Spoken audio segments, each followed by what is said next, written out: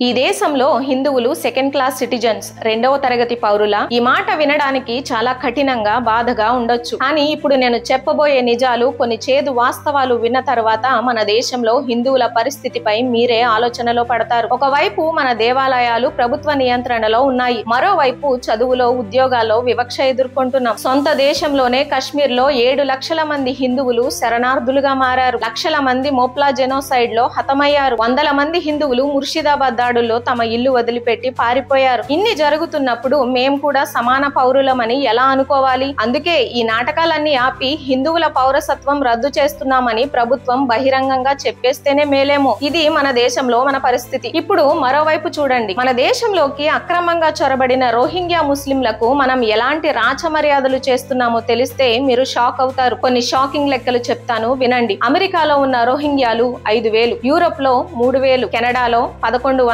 ఇక ఇస్లామిక్ దేశమైన ఖతార్ లో ఎంత మందో తెలుసా? కేవలం 20 మంది. మరి మన భారతదేశంలో ఏకంగా 40,000 మంది. అయినా సరే ప్రపంచానికి మన ప్రధాని ముస్లిం వ్యతిరేకి. మన దేశం ఒక ఫాసిస్ట్ దేశం. ఈ రోహింగ్యాల వెనుక ఉన్న మరో భయంకరమైన నిజం మీకు తెలుసా? మయన్మార్ లోని ఖామాంగ్ సేక్ అనే గ్రామంలో 100 మందికి పైగా హిందువులను, వారి కుటుంబాలను ఈ రోహింగ్యా ఉగ్రవాదులు అత్యంత కిరాతకంగా నరికి చంపారు. ఆ ఘోరం చేసిన వారిలో కొందరు ఈ రోజు మన దేశంలో శరణార్థులుగా మన మధ్య తిరుగుతున్నారంటే మీరు నమ్మగలరా? దానికి ఉదాహరణ హర్యానాలోని నూహ్ లో హిందువులపై దాడి చేసిన కేసులో అరెస్ట్ అయిన 25 మంది రోహింగ్యాల దగ్గర UN శరణార్థి కార్డులు దొరికాయి. ఇప్పుడు అసలు విషయానికి వద్దాం. 2012లో ఈ రోహింగ్యాలకు మద్దతుగా ముంబైలోని ఆజాద్ మైదాన్ లో వేలాది మంది ముస్లింలు అల్లర్లు చేసి మన అమర జవాన్ల స్మారకాన్ని ధ్వంసం చేశారు. మరి వాళ్లలో ఒక్కరైనా సొంత దేశంలోనే సర్వం కోల్పోయి శరణార్థులుగా మారిన 7 లక్షల కశ్మీరీ హిందువుల కోసం ఎప్పుడైనా గొంతు విప్పారా? కనీసం ఒక్కసారైనా వాళ్ల కోసం రోడ్డెక్కారా? ఈ దేశంలో మన సొంత వాళ్లకు లేని విలువ